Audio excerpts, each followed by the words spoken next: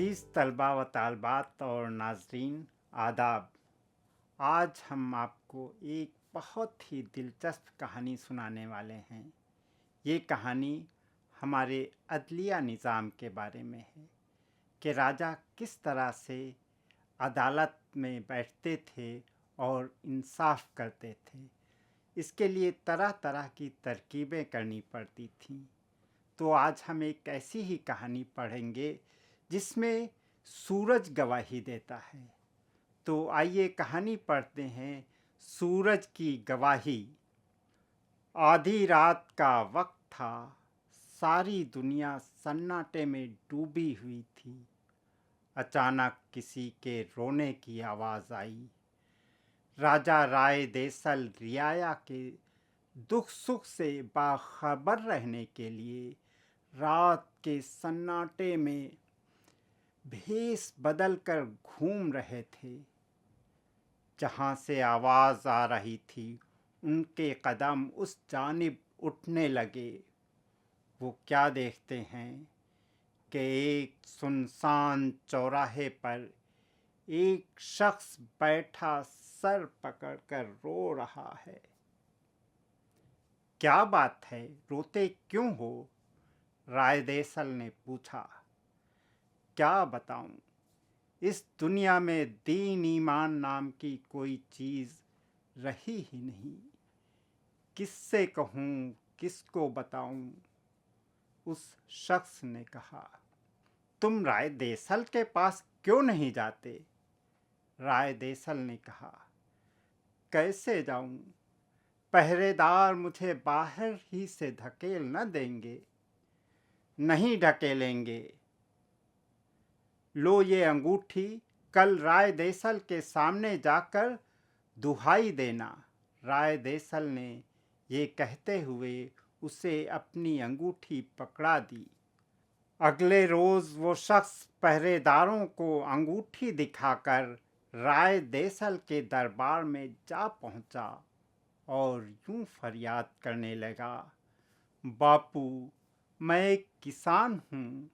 मैंने नगर सेठ से 1000 कौड़ियाँ उधार ली थीं। सूद समेत मैं सारी कौड़ियाँ लौटा चुका हूँ। लेकिन नगर सेठ कहते हैं कि मैं ज्यों का त्यों कर्जदार हूँ सूद समेत। सो 1000 कौड़ियाँ मैं फिर कहाँ से लाऊं? मेरे पास तो कानी कौड़ी भी नहीं है। क्या कोई सबूत या गवाह है तुम्हारे पास कि तुम अपना कर्ज अदा कर चुके हो? राय देसल ने सवाल किया। महाराज, मैंने नगर सेठ को रुक्का लिख कर दिया था और उस रुक्के पर दस्तूर के मुताबिक सूरज की गवाही लिख दी थी। रकम लौटाते वक्त मैंने उसका मजमून खुद अपने हाथ से काट दिया था, उस शख्स ने जवाब दिया। फिर नगर सेठ तुमसे दोबारा क्यों मांग रहा है? राय देसल ने पूछा। बापू, नगर सेठ ने कोई चालाकी की है। कैसे की है मैं नहीं जानता, उस शख्स ने कहा। राय देसल सोच में पड़ गए। उन्होंने किसान को अगले रोज आने को कहा। किसान चला गया। राय देसल ने नगर सेठ के नाम पैगाम भिजवा दिया कि कल तुमको दरबार में हाजिर होना है। दूसरे दिन नगर सेठ और किसान दोनों राय देसल के सामने खड़े थे। राय देसल ने आंखें दिखाते हुए नगर सेठ से कहा, क्या चाल चली है तुमने? ऐसी सज़ा दूंगा कि सारी जिंदगी याद रखोगे। नगर सेठ ने हाथ जोड़कर जवाब दिया, गुस्ताखी माफ़ हुजूर, झूठा मैं नहीं, ये किसान है। मैंने इसे कर्ज के तौर पर 1000 कौड़ियाँ दी थीं। इसने न तो अब तक असल रकम लौटाई और न ही सूद। अब ये रो रो कर अपने बेकसूर होने का नाटक कर रहा है اور آپ کی ہمدردی چاہتا ہے حضور۔ جس مضمون کو کسان نے کاٹ دیا تھا، کیا تم وہ رکا مجھے دکھا سکتے ہو؟ رائے دیسل نے کہا، آقا، میرے پاس ایسا کوئی رکا نہیں جس کا مضمون کسان نے کاٹا ہو۔ البتہ وہ رکا ضرور میرے پاس ہے جس کا مضمون کٹا ہوا نہیں ہے۔ یہ کہتے ہی نگر سیٹھ نے رکا نکال کر بھرے دربار میں رائے دیسل کے سامنے رکھ دیا۔ مضمون کے کاٹے جانے کا واقعی کوئی نشان نہ تھا، لیکن رائے دیسل کو نہ جانے کیوں یقین ہو گیا تھا کہ کسان سچا ہے۔ اگلے دن بھی رائے دیسل کو کوئی تدبیر نہ سوجھی۔ آخر رائے دیسل نے سوچنا شروع کیا، کسان نے رکے پہ سورج کی گواہی کا ذکر کیوں کیا ہے؟ کسی جیتے جاگتے شخص کی گواہی رکھی جاتی تو وہ شخص دربار میں آ کر اس کی مدد کرتا۔ سورج کو دربار میں کیسے بلایا جائے؟ رائے دیسل سوچتے سوچتے تھک گئے۔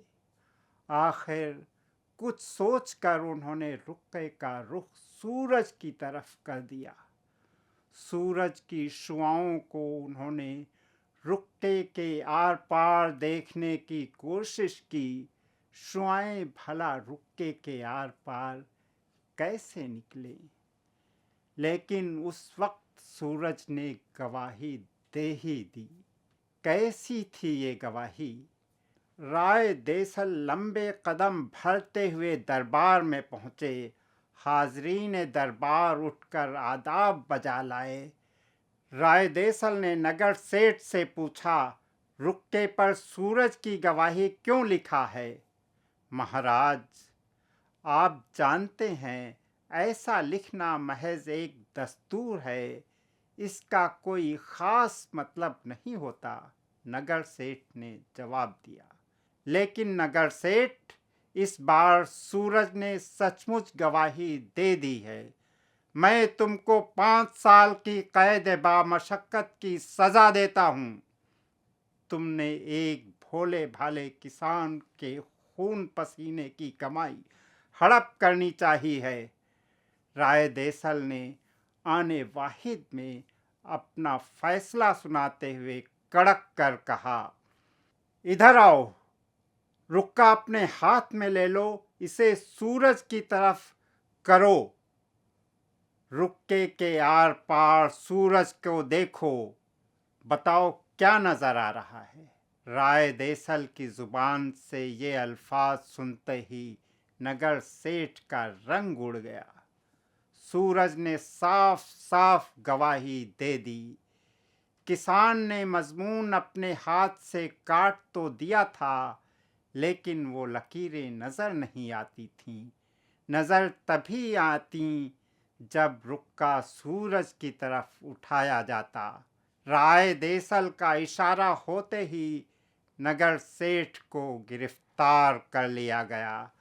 رائے دیسل نے کہا، اگر تم یہ بتاؤ کہ کٹے ہوئے مضمون کی لکیریں تم نے کیسے غائب کیں تو میں تمہاری سزا کم کر سکتا ہوں۔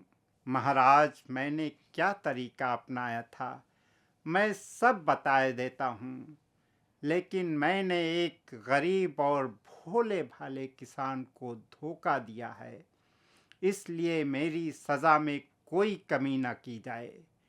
نگر سیٹھ نے اقبال جرم کرتے ہوئے کہا۔ بتاؤ کیا تھا وہ طریقہ؟ رائے دیسل نے پوچھا۔ نگر سیٹھ نے بیان کرنا شروع کیا۔ مہاراج، جب یہ کسان رکے کا مضمون کاٹنے آیا تو میں نے روشنائی میں ملانے کے لیے باریک شکر پیس کر تیار کر لی تھی۔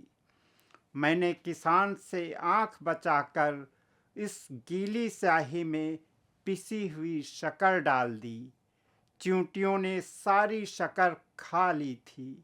شکر گیلی سیاہی کو چوس چکی تھی۔ جب شکر चींटियों ने खाई तो उसके साथ साथ स्याही भी खाई। इससे मजमून पर डाली गई लकीरें उड़ गईं। लेकिन मैंने सोचा भी न था कि चींटियों ने रुक्के का कागज़ भी इस तरह चाट डाला होगा कि सारे मजमून पर धारियां पड़ गई होंगी। ये धारियां मुझे भी नज़र नहीं आईं, क्योंकि मैंने रुक्के को सूरज की किरणों के सामने रखकर नहीं देखा था। नगर सेठ को सजा भुगतने के लिए भेज दिया गया। सबने राय देसल के इंसाफ परवरी की बड़ी तारीफ की। राय देसल ने कहा, इंसाफ मैंने नहीं, सूरज ने किया है। अजीज़ तलबा और नाजरीन, अभी हमने ये कहानी सुन ली। अब इस कहानी में कुछ ऐसे अल्फाज आए हैं जो कुछ लोगों के लिए नए हो सकते हैं, तो उन लफ्ज़ों को समझ लेना चाहिए। पहला लफ्ज़ है रियाया। रियाया कहते हैं महकूम को, अवाम को। एक लफ्ज़ है तदबीर। तदबीर कहते हैं तरकीब या कोशिश को।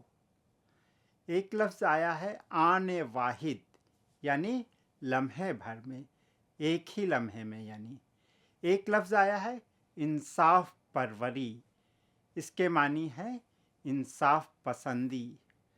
एक लफ्ज़ आया है कैद बामशक्क़त, ऐसी सज़ाएं जिसमें कैद के साथ सख्त मेहनत भी करनी पड़े, उसको कैद बामशक्क़त कहते हैं। एक लफ्ज़ आया है इक़बाल जुर्म, यानी जुर्म कबूल करना। एक लफ्ज़ आया है रुक्का। रुक्का कहते हैं ख़त या चिट्ठी को। तो हमने ये लफ्ज़ भी जान लिए। अब इस मतन पर हम कुछ गुफ्तगू करते हैं। अपने साथियों के साथ बातचीत कीजिए और इन जुमले के असल मफ़हूम तक पहुंचने की कोशिश कीजिए। एक जुमला है, इस दुनिया में दीन और ईमान नाम की कोई चीज़ रही ही नहीं। एक और इसी तरह का जुमला है, सूद समेत सारी कौड़ियाँ लौटा चुका हूँ। एक और जुमला है, हाज़रीन दरबार उठकर आदाब बजा लाए। और एक आखिरी जुमला है, रुक्के पर दस्तूर के मुताबिक सूरज की गवाही लिख दी थी। ये सारे जुमले जो हैं इस सबक से लिए गए हैं और बहुत अहम हैं। इन पर आप सबको सोचना है, गौर करना है। अब कुछ बातें और इस सबक से मुतालिक। मुल्क, कौम और मुआशरे की तरक्की और फलाह के लिए अमन और इंसाफ का होना बहुत ज़रूरी है। इस कहानी में सूरज की गवाही किसान को इंसाफ दिलाने में मुआविन साबित होती है। अदालती निज़ाम का बुनियादी मकसद हर शहरी को इंसाफ फराहम करना है। हिंदुस्तान में अलग अलग सतहों पर मुख्तलिफ़ किस्म की अदालतें हैं।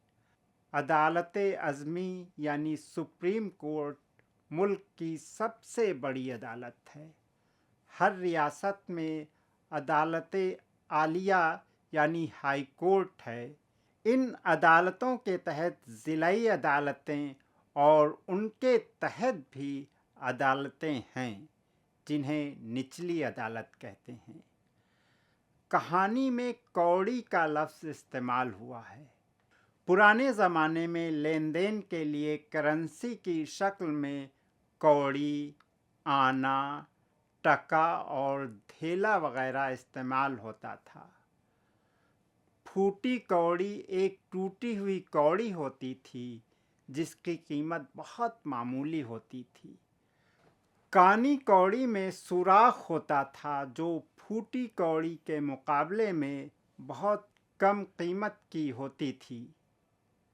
कदीम ज़माने में करेंसी का कोई तसव्वुर नहीं था। लोग अपनी ज़रूरतें पूरी करने के लिए चीज़ों के बदले चीज़ों का लेन देन करते थे।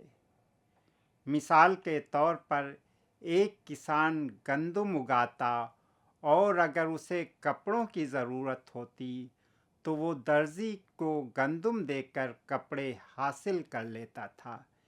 इसे तबादले अशिया और अंग्रेज़ी में बार्टर ट्रेडिंग का निज़ाम कहा जाता था।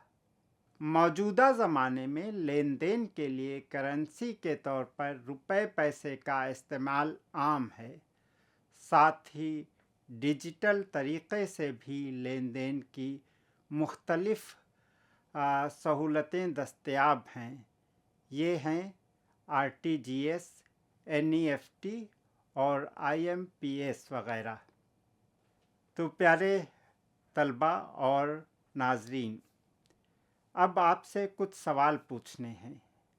पहला सवाल है, किसान ने दावा किया कि उसने अपना कर्ज अदा कर दिया है, जबकि नगर सेठ ने दोबारा रकम का मुतालबा किया। इस तज़ाद को सुलझाने के लिए राय देसल ने क्या हिकमत अमली इख्तियार की? दूसरा सवाल है, अगर किसान और नगर सेठ के दरमियान जो तनाज़े है उसे मौजूदा अदालतों के सामने पेश किया जाए तो फ़ैसला किस तरह किया जाएगा? तीसरा सवाल है, स्कूल और रुपयों की बनिस्बत गैर कागज़ी करेंसी यानी पेपरलेस करेंसी इस्तेमाल करने के क्या फ़ायदे हैं? और आखिरी सवाल है, मौजूदा दौर में ख़रीदारी के राइज तरीक़ों में से आपको कौन सा तरीक़ा पसंद है? वजह भी बताइए। प्यारे तलबा और नाजरीन, आज हमने ये कहानी सुनी। कहानी का उन्वान था सूरज की गवाही। आपने देखा कि राजा देसल ने अपने इंसाफ के लिए किस तरह से हिकमत अमली अपनाई और आखिरकार सही फ़ैसला सुनाया। तो हम सबको भी अपनी ज़िंदगी में सही फ़ैसले करने चाहिए। तो आज की बात यहीं ख़त्म होती है। शुक्रिया, आदाब।